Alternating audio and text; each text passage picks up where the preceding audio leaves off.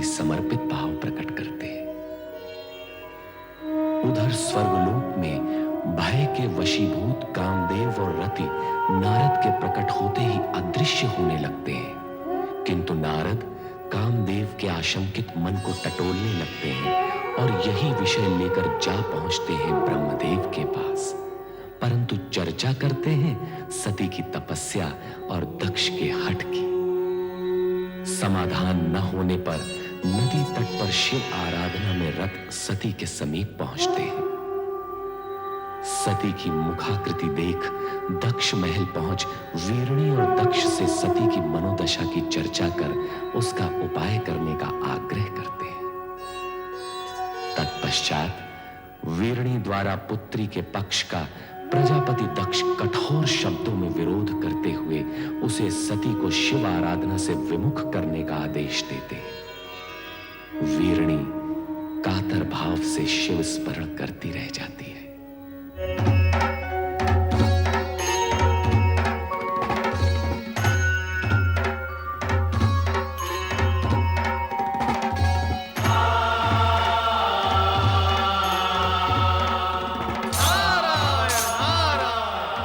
देवादिदेव सदाशिव के चरणों में नारद का प्रणाम।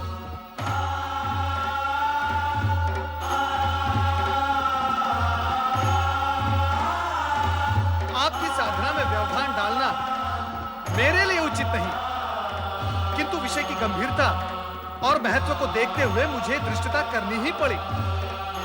देवऋषि, जब आप स्वयं कह रहे हैं कि विषय महत्वपूर्ण और गंभीर है, तो आपने जो किया वो धृष्टता कैसे?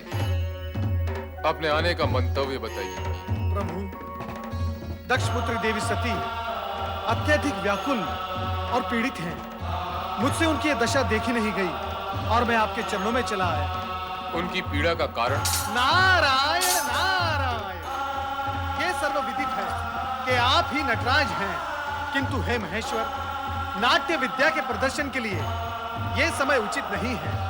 सब कुछ जानते हुए भी आपका अनभिज्ञ होने का नाटक देवी सती के कष्ट में और भी वृद्धि करेगा।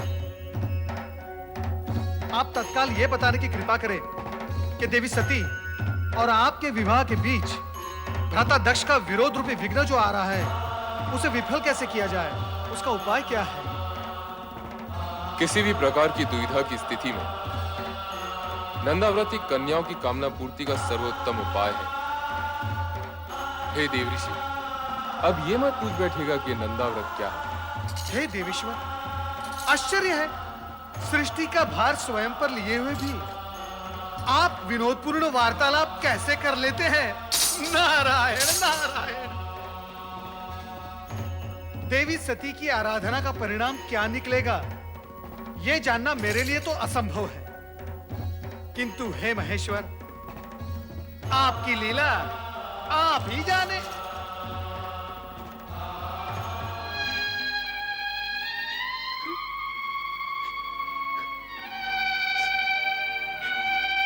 मेरी श्रद्धा, भक्ति, प्रेम, पूजन में न जाने कहां और क्या कमी रह गई है, जो मेरे आराध्य तक मेरा स्वर नहीं पहुंच रहा। वह इस पीड़ा को नहीं समझ पा रहा, जो अपने आराध्य से अलग होते हुए होती है। सती, धैर्य रखो सती, तुम्हारी प्रेम में तपस्या निरर्थक नहीं जाएगी। तुम्हारे स्वामी आएंगे, अवश्य आएंगे। ये सत्य कहती है पुत्री, तुम्हारे मन कामेश्वर अवश्य आएंगे, किंतु तभी जिस पल विधाता ने उनका आना निश्चित किया होगा। तो फिर मिलन की उस पल की प्रतीक्षा में मैं तब तक यहाँ बैठी रहूंगी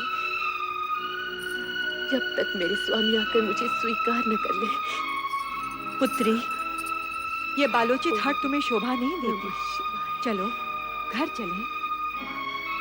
माते, आप तो स्वयं स्त्री हैं, किसी की पत्नी भी है। आप भी मेरी विरह जनित व्याकुलता को नहीं समझ पा रही। समझती हूँ पुत्री, किंतु तेरे पिता का क्रोध मुझे भयभीत कर रहा है। किसी अमंगल की कल्पना मुझे आतंकित कर रही है। ये हट उचित नहीं पुत्री। घर चल। नहीं माते, नारायण नारायण। प्रणाम देवर्षि। मंगल हो देवियों, मंगल हो। देवी सती, आपके लिए देवाधिदेव भोलेनाथ शिवशंकर का एक संदेश है। शीघ्र सुनाइए देवर्षि। आपके और उनके विवाह के बीच जो बाधाएं आ रही हैं, उनके लिए नंदाव्रत करना आपके लिए उत्तम रहेगा। नंदाव्रत? हाँ, मनचाहा पति पाने की दिशा में नंदाव्रत एक सिद्ध उपाय है। यही महेश्वर का कथन है। देवियों, चाहे तो आप भी इसका प्रयोग कर सकती हैं। नारायण नारायण। शीघ्र बताइए ना देवर्षि, इस व्रत को करने का विधि विधान क्या है? तुम लोगों को ठिठोली सुन रही है और मेरे यहाँ प्राण जा रहे हैं। माते, कृपया आप घर के लिए प्रस्थान करें और इन नटखट बहनों को भी अपने संग ले जाएं। किंतु हमें भी तो व्रत की विधि सीखनी है ना माते। हमें भी तो सीखनी है। जैसे तुम्हारी इच्छा पुत्री। कल्याण हो। शीघ्र बताइए देवर्षि, व्रत की विधि क्या है? बताइए देवर्षि। नारायण नारायण। व्रत की बात शांति पूर्वक सुननी होगी। देवियों, इतनी उतावली मत करो। मैं आपको व्रत की विधि अवश्य बताऊंगा, परंतु आप सबको मेरी एक बात माननी होगी। वो क्या देवर्षि? सबसे पहले देवी सती नंदाव्रत करेंगी और इनका व्रत पूर्ण होने तक आप सब इनकी हृदयपूर्वक सहायता करेंगे और व्रत की विधि का इन्हें स्मरण कराते रहेंगे, क्योंकि ये व्रत 1 वर्ष में पूर्ण होगा और 1 वर्ष तक तिथियों के अनुक्रम से विविध सामग्रियों से आपको भगवान महेश्वर का पूजन एवं स्मरण करना होगा। जागरण के साथ साथ उपवास भी करना होगा। अन्य विधियां आपकी बहनों को मैं अवगत करवा दूंगा, ये आपको स्मरण कराती रहेंगी। मुझ पर आपने जो उपकार किया है, उसके लिए मैं सदा आभारी रहूंगी देवर्षि।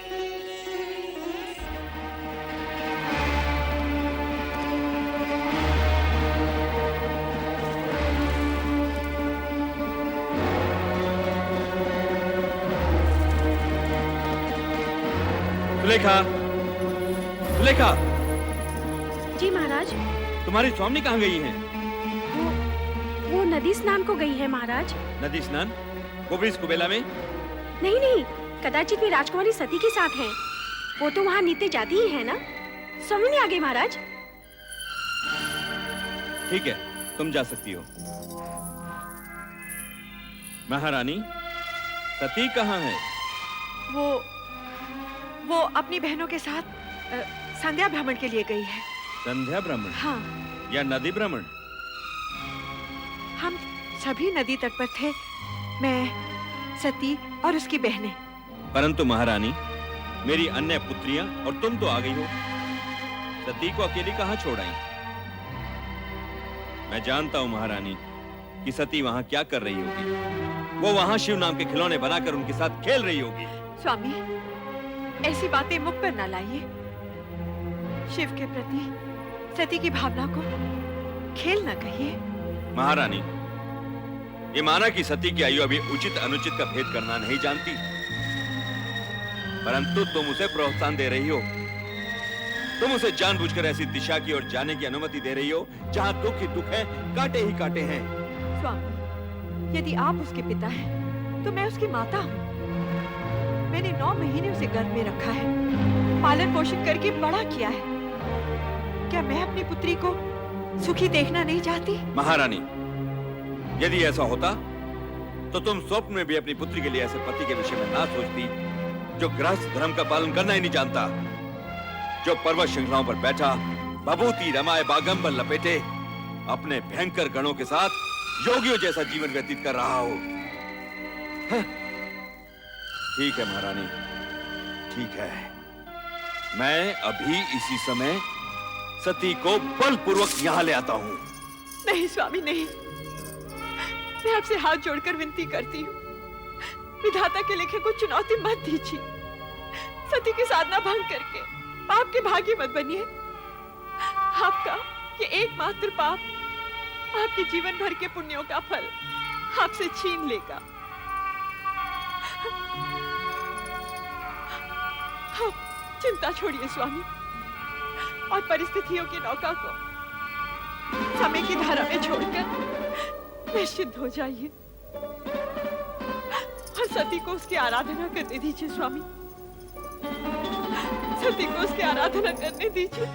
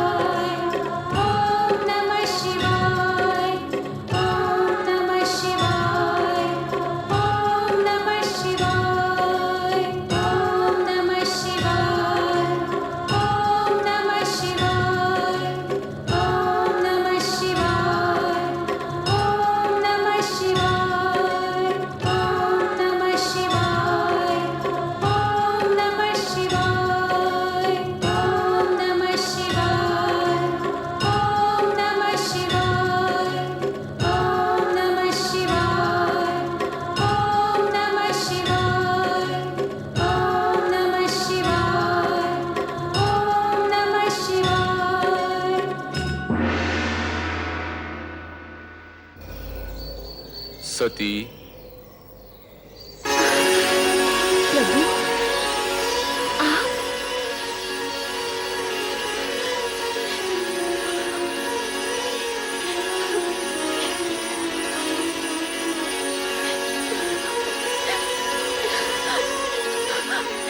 स्वामी, स्वामी, मैं आपके दर्शन पाके धन्य हो गई स्वामी। उठो दक्षिण पिता।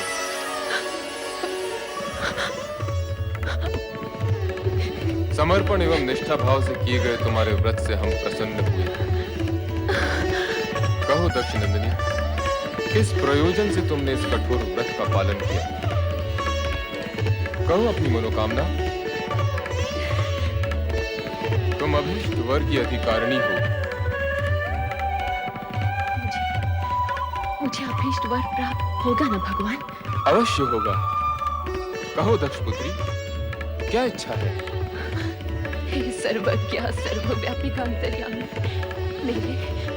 मेरे मन का सत्य हमसे छिपा नहीं। मैंने बाल्यकाल से पति रूप में आप ही की कामना की है।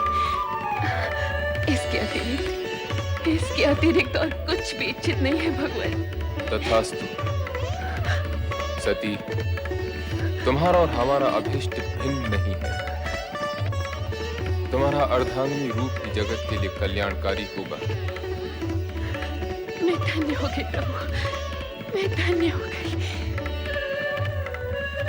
मेरे अभीष्ट और अपने वरदान की पूर्ति के लिए प्रभु, आप शीघ्र ही मेरे पिताश्री से इस संबंध को निश्चित कर विवाह का आयोजन करें। ऐसा ही होगा प्रिय।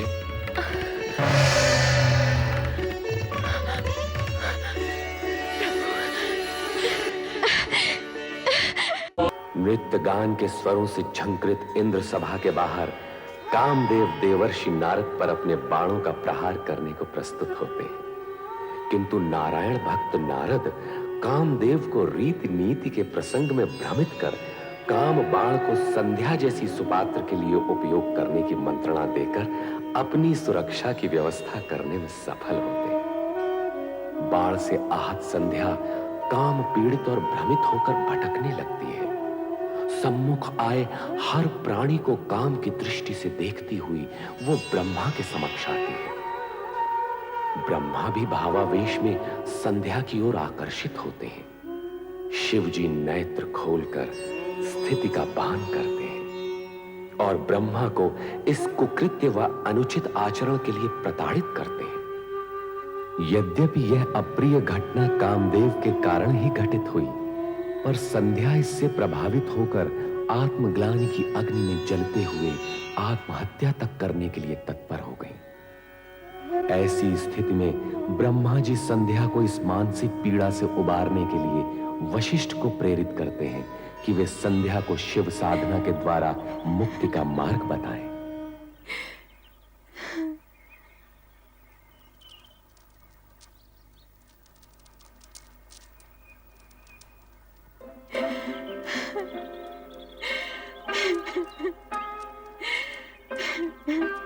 देवी संध्या, मैं वशिष्ठ ऋषि हूँ। सृष्टिकर्ता ब्रह्मा जी ने मुझे तुम्हारे पास तुम्हारे क्रोध शोभ शमन के निमित्त भेजा। जब मेरे इष्ट देव शिव शंकर जी मुझसे कुपित हो गए हैं, तो मेरे इस जीवन का अर्थ ही क्या है? क्रोध शोभ शमन के उपरांत भी मेरे होने का क्या प्रयोजन? तुम्हारी प्रश्न पहली में ही तुम्हारा उत्तर भी है। अर्थात इष्ट देव शिव शंकर जी का कोप यदि तुम्हारा दुख है, तो उन्हीं की प्रशंसा से तुम्हारा सुख भी हो सकता है। उनके कोप को शांत करने के लिए मुझे क्या करना होगा? देवादिदेव शिव शंकर जी की तपस्या। शिव शंकर जी अकेले ही धर्म अर्थ काम मोक्ष के आदि कारण है, आदि सृष्टा है, अद्वितीय है, पुरुषोत्तम है। उनसे तुम्हें सब कुछ मिल जाएगा। ओम नमः शिवाय इस मंत्र का जाप तब तक करती रहो जब तक शिव जी स्वयं प्रकट होकर तुम्हारा उद्धार करने के लिए बाध्य न हो जाए। मैं अवश्य करूंगी। अपने चित्त में ऐसा शुभ उद्देश्य लेकर तुम देवादिदेव शिव शंकर जी का चिंतन करो कि वो तुमसे प्रसन्न होकर स्वयं तुम्हें तुम्हारा अभिष्ट फल प्रदान करे। आपके मार्गदर्शन के लिए मैं अत्यंत आभारी हूँ। आपके आदेशानुसार शिव आराधना करके देवाधिदेव शिव शंकर जी को मैं अवश्य प्रसन्न करूंगी।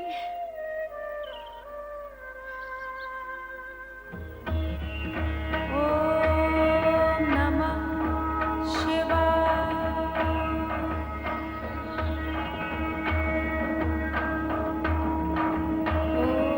ओम नमः शिवाय। ओम नमः शिवाय। ओम नमः शिवाय।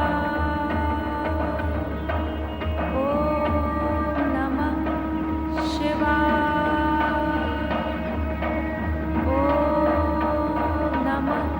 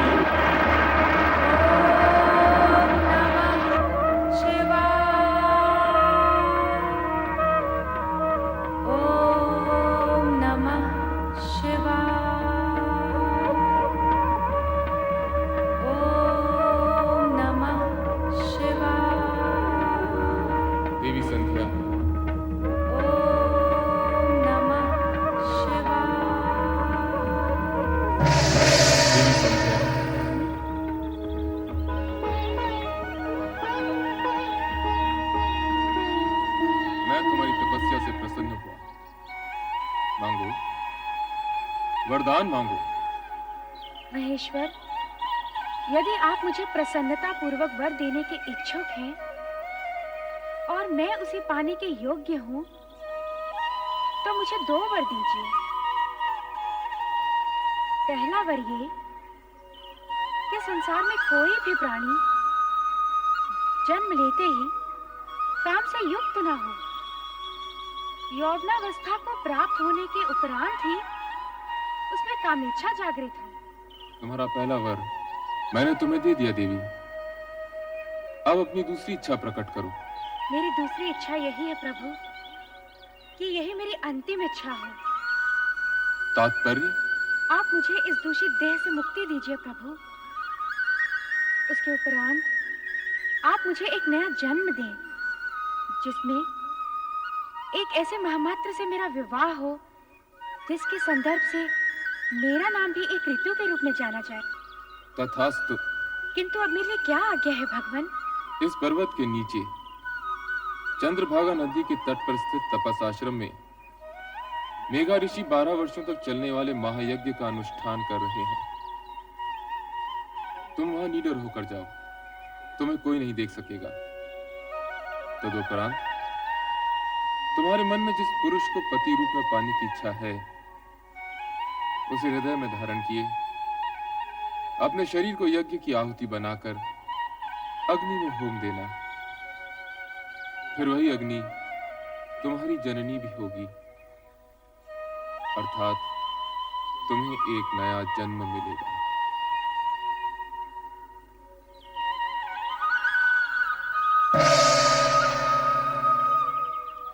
मेघा ऋषि, ओम आदित्याय नमः। ओम आदित्याय नमः। ओम आदित्याय नमः। ओम आदित्याय नमः। ओम आदित्याय नमः।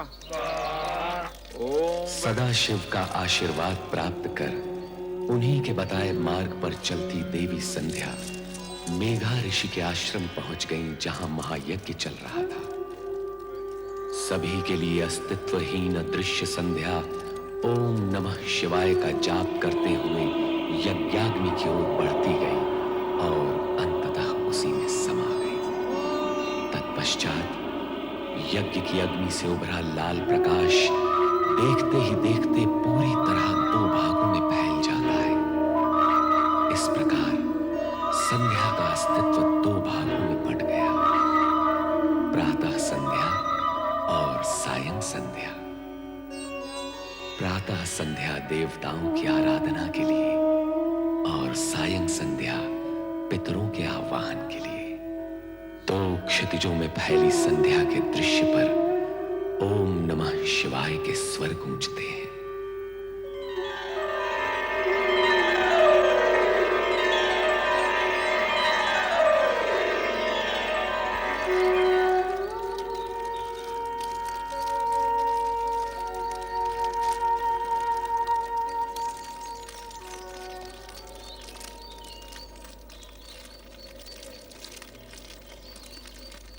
कौन है ये? कौन नारी है ये? प्रणाम ऋषिवर। कौन मायावी हो तुम? इस पवित्र अग्नि से प्रकट होने की धृष्टता तुमने कैसे की? क्यों की? क्या प्रयोजन है तुम्हारा? उत्तर दो। मैं आपकी पुत्री हूँ पितृवर, आपके आशीर्वाद की आकांक्षिणी हूँ। धर्म, नीति, मर्यादा और व्यवहार के नाते मैं तुम्हारे प्रणाम और चरण स्पर्श के लिए तुम्हें दीर्घायु और सदैव प्रसन्न रहने का आशीर्वाद तो दे सकता हूँ, किंतु अकारण पितृत्व का अधिकार नहीं दे सकता। भला तुम मेरी पुत्री और मैं तुम्हारा पिता कैसे हुआ?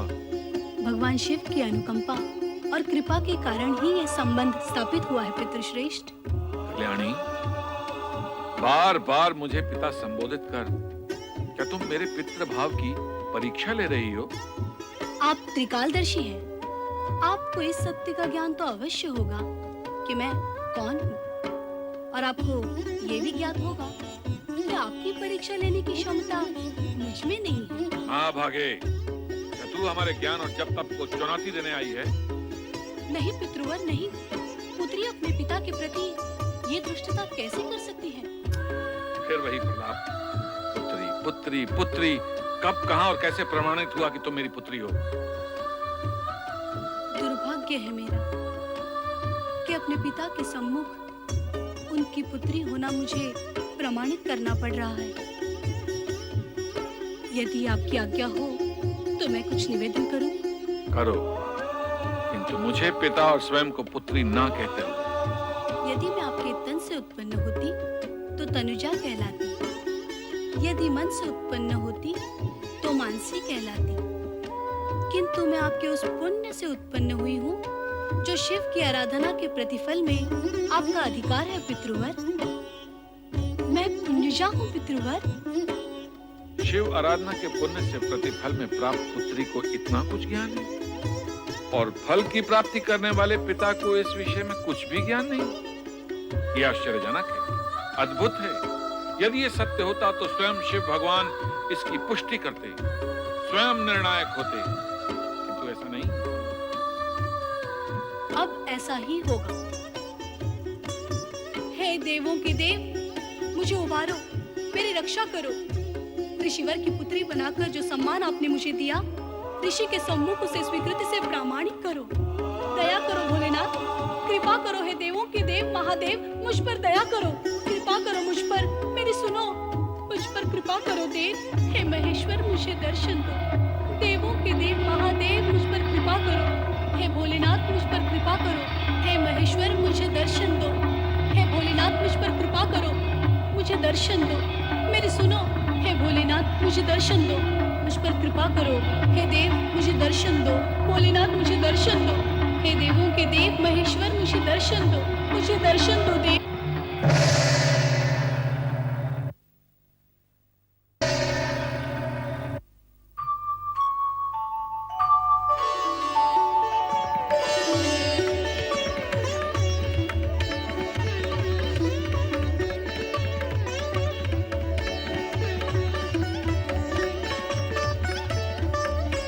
मेघ ऋषि, मेरा प्रकट होना पर्याप्त है अथवा अभी आपको प्रमाण की आवश्यकता है?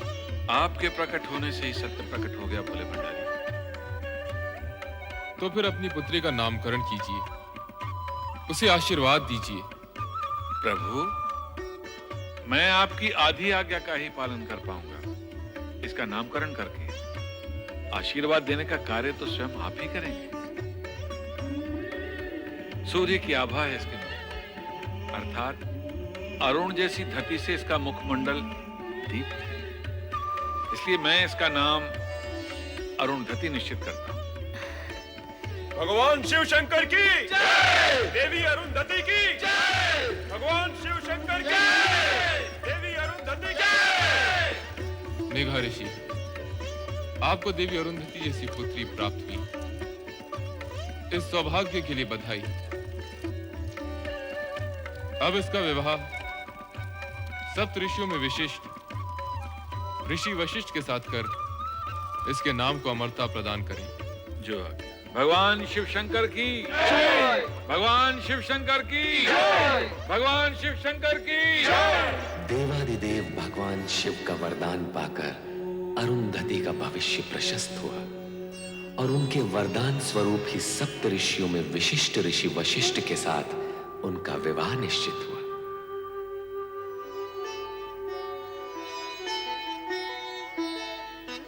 कितना शुभ दिन है आज। वशिष्ठ मुनि के साथ देवी अरुंधति का विवाह हो रहा है। शुभ ही शुभ है ऋषिवर, किंतु ये समझ में नहीं आता कि शिव शंकर ने सप्त ऋषियों में से जानते हुए भी इस वर का चुनाव क्यों किया? ऋषि विश्वामित्र भी तो कम ज्ञानी ध्यानी नहीं थे। उनका तप तो देवताओं की ईर्ष्या का कारण है। हाँ, ये विचार तो मैंने भी किया था, किंतु उत्तर कौन दे? इसका उत्तर मैं दूंगा। भगवान शिव के निर्णय में शंका का प्रश्न ही नहीं उठता। संपूर्ण जगत में समता, ममता और मित्र भाव के रखने के कारण विश्वामित्र उच्च कोटि के तपस्वी हैं, किंतु वशिष्ठ समस्त जगत के कल्याण की कामना के लिए, अपनी विशिष्टता के लिए सर्वश्रेष्ठ है।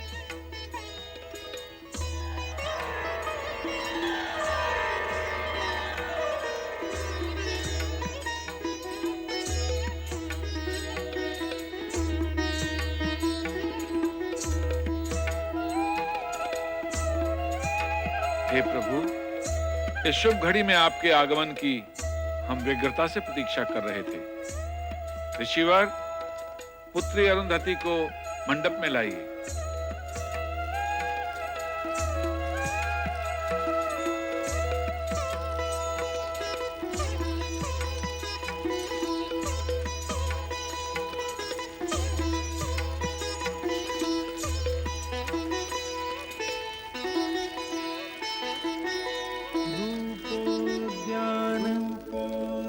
प्रफुल्ल प्रायफुल्ल प्रलिका कलिका केन्दु निम्बानन तन्वंगी शुभाः सुरसिका क्रीडा संरतिः शोभावारिधिनि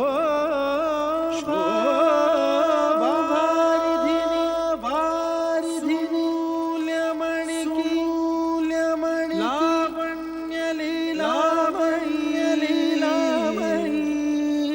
शंछाया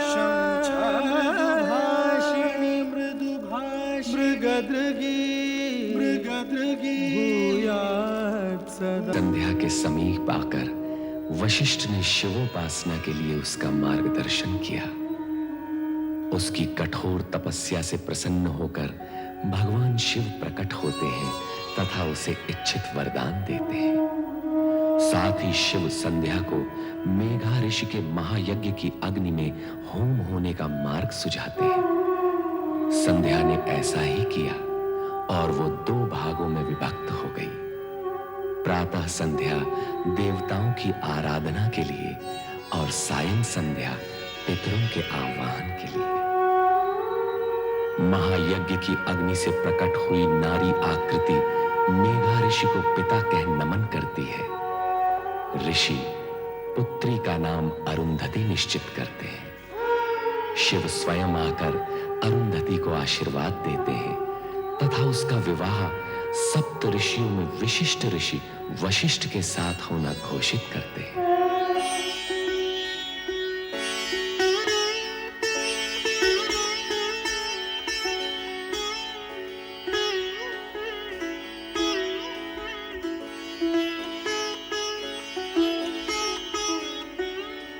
देवी अरुंधति, मेरे जीवन में आनंद की फुहार बनकर आई हो तुम, हर्ष की वर्षा बनकर आई हो तुम, और उससे भी पहले श्रद्धा और भक्ति का सगुण रूप हो तुम।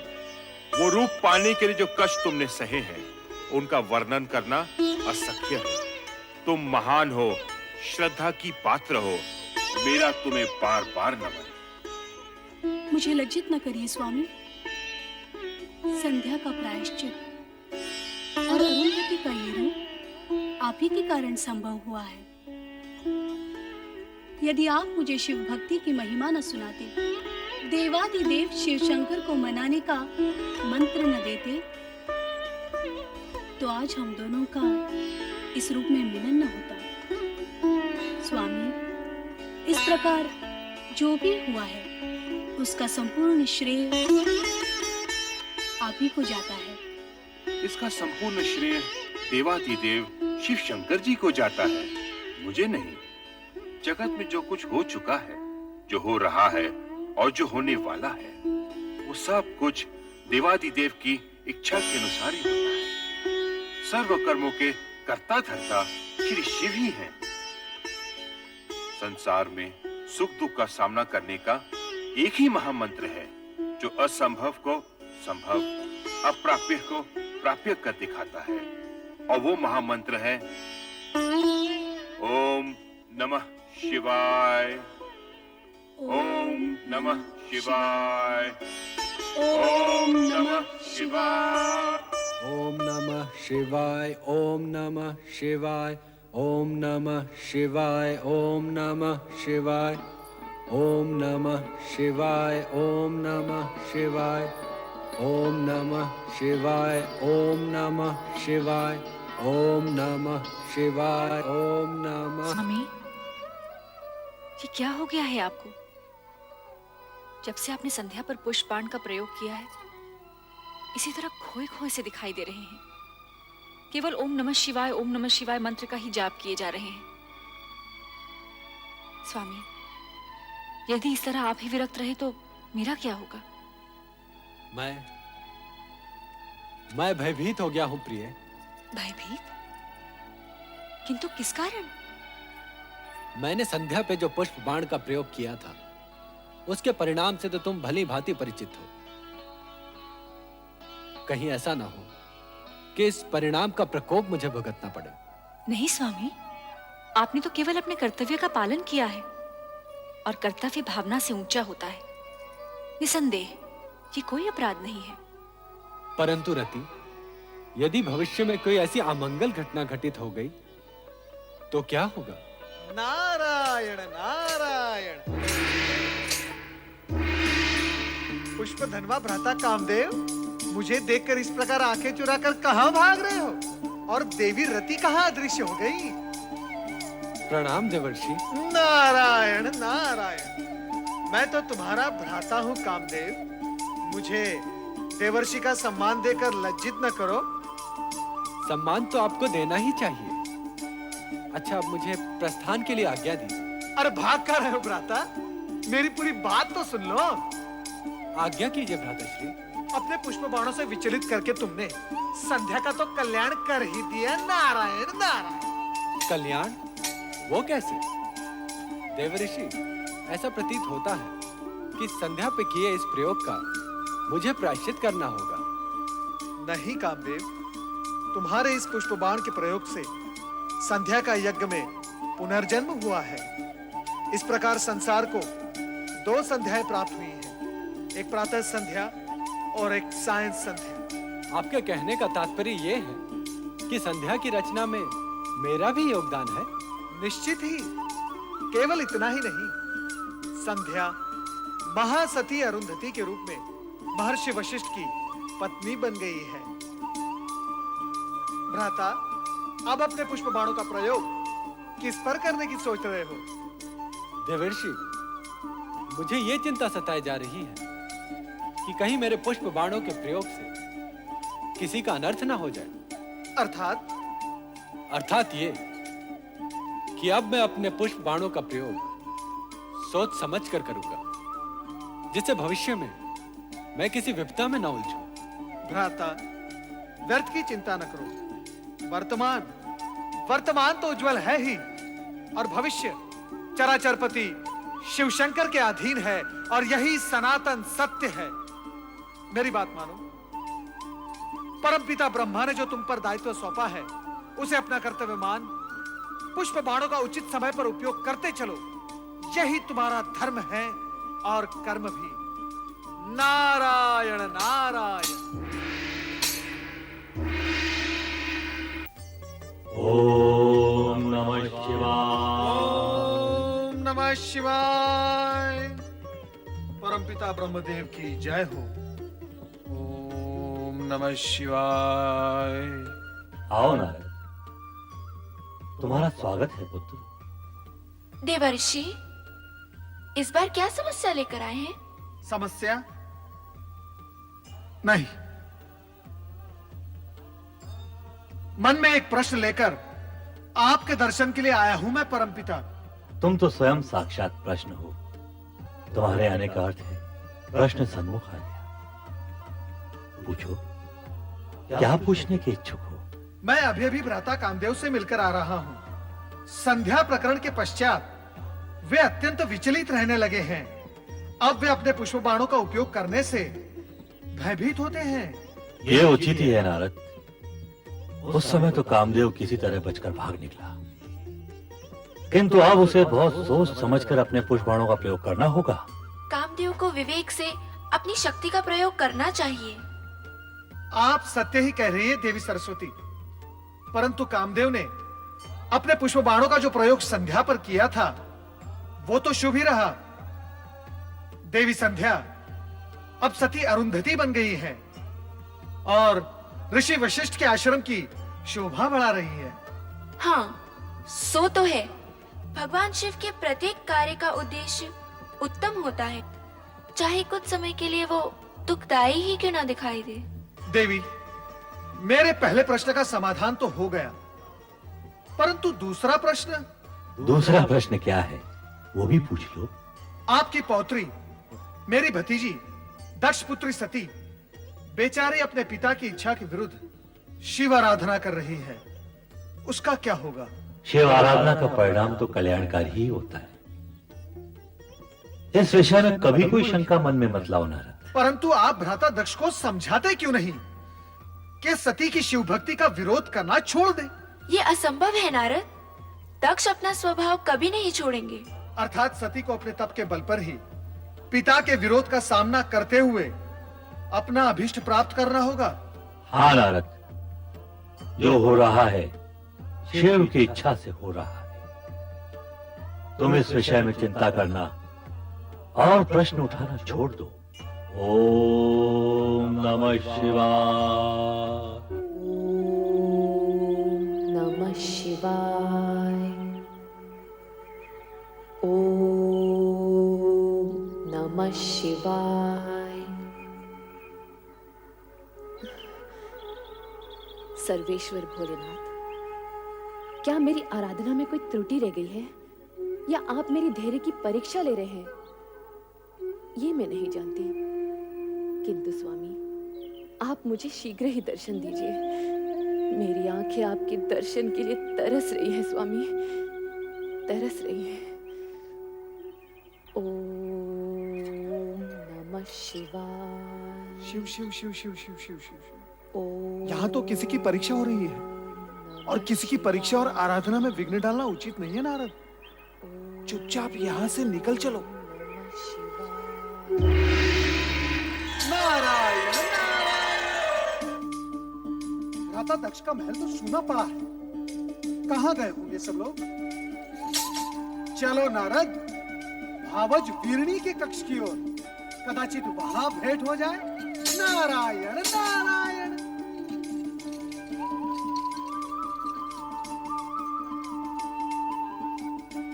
नारायण नारायण। प्रणाम भावज वीरणी, अपने देवर नारद का प्रणाम स्वीकार करें। विराजिए देवर्षि। नारायण नारायण। मैं आपके लिए केवल देवर हूँ, देवर्षि नहीं। और ये क्या भावज, आप चिंता में डूबी हुई हैं?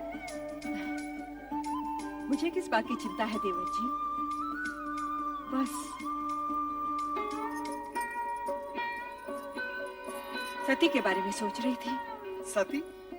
पता नहीं उसकी तपस्या कब सफल होगी। नारायण नारायण। भावज, सती तो शक्ति का अवतार है।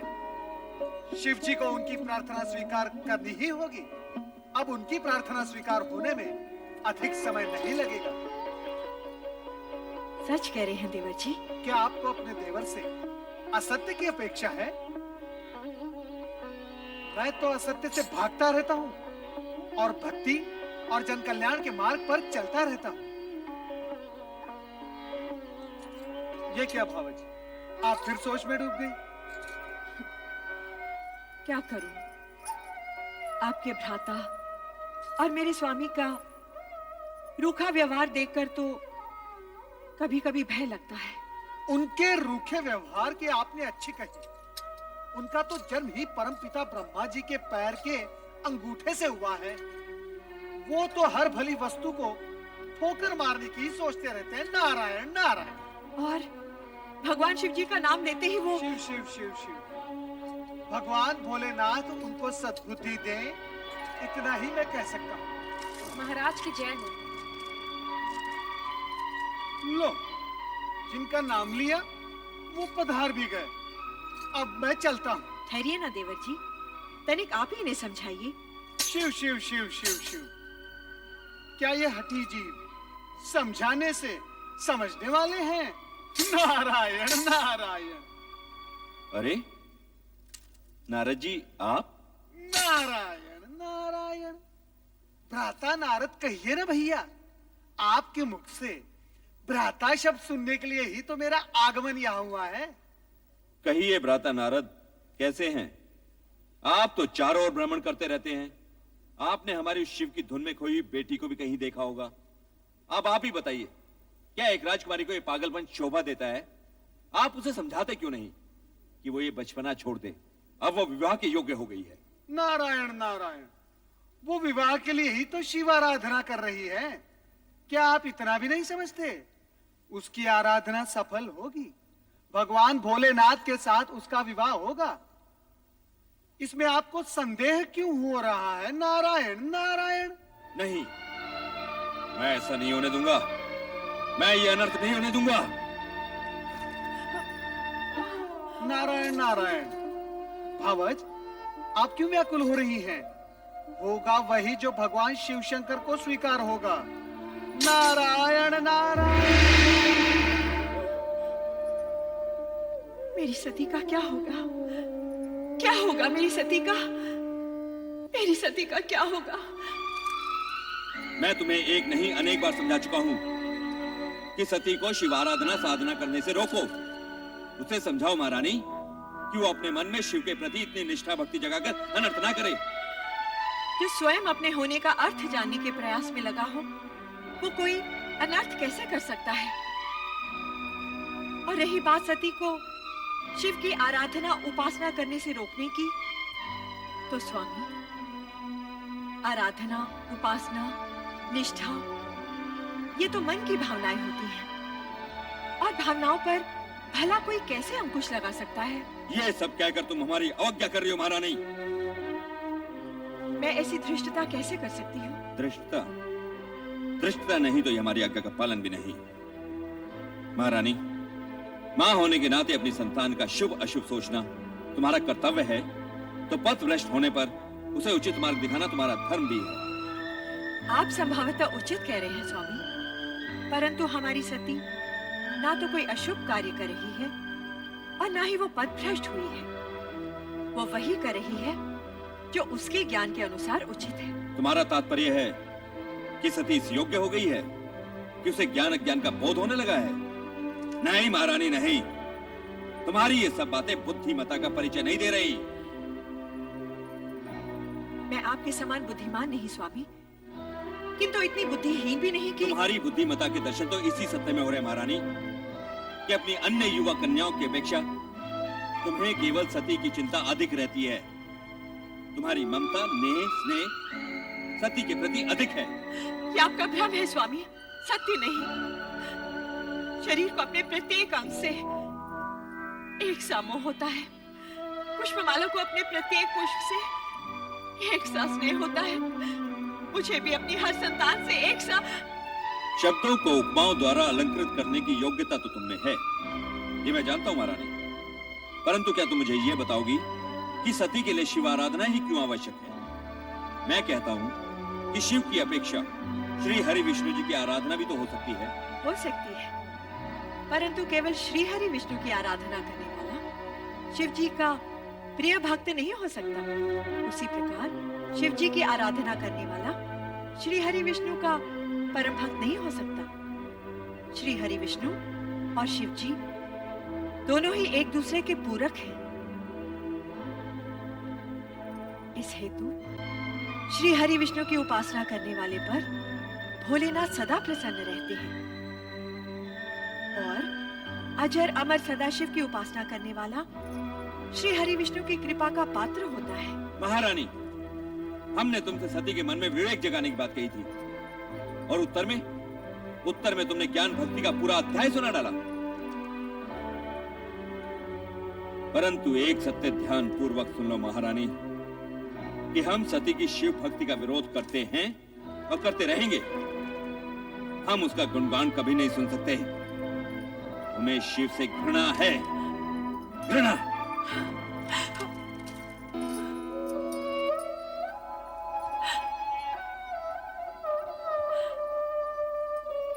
शिव से घृणा और स्नेह करना मनुष्य के वश में नहीं होता, वो भी केवल शिव की इच्छा पर ही निर्भर होता है। ओम नमः शिवाय, ओम नमः शिवाय।